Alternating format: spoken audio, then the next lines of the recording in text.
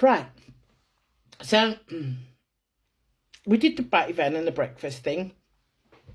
And we went shopping and done the shopping-y thing, and they film all of this, and then they have to go and source places that will let you film in them.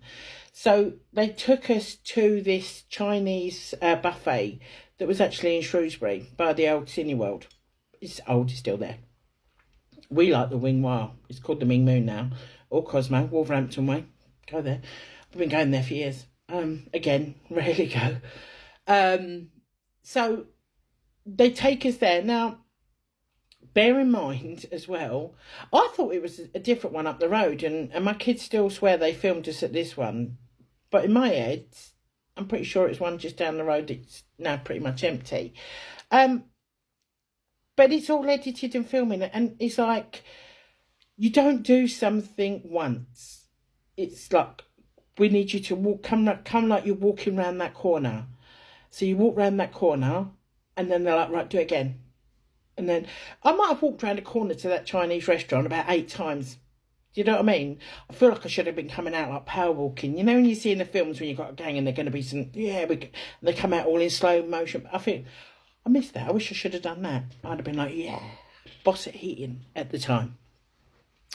So, yeah, they filmed us in this Chinese restaurant ordering excessive plates of food, which, to be perfectly honest, isn't how it used to go. Obviously, you used to pick the bits that you like, but I like Chinese vegetables as well. So, yeah, picking all the bits and pieces. And he made the odd comments and stuff like that, and he'd ask you questions.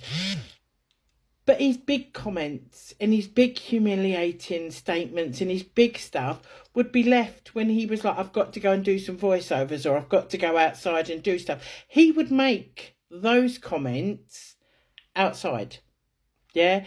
And all these personal things we'd be telling him, I told him about, right, no, don't forget, right, I mean, I told him personal things about our lives and things like that.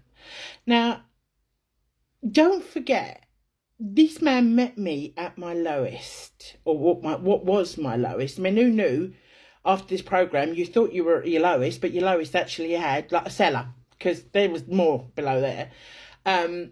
He met me he never knew me at my confident best, even though you can be fat and confident. You can be a big person. You can be a large person.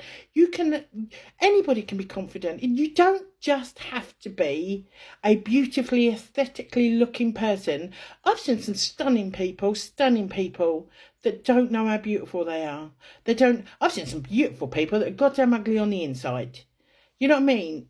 So confidence doesn't come from, a look can make you confident. I've digressed. I've waffled on. Anyway, personal point. So, he knew how low I was, and not how I used to be. To be honest, if somebody had called me these names, I'd never let anyone bully anybody. If somebody had called me names and said things like that to my face, I'd have gone global. I'd have gone epic. It's just not acceptable. But because I was so low, I let it happen. And I let it happen for quite a few weeks.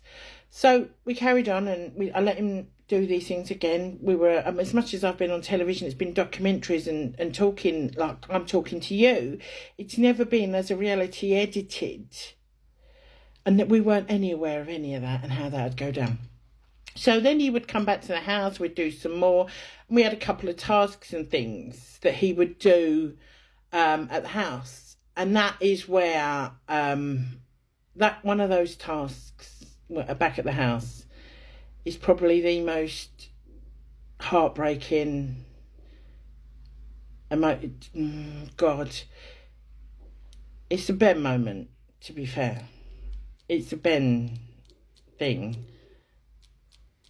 that I have a lot of regret, and I have a lot of anger. I have a lot to unload about that particular episode.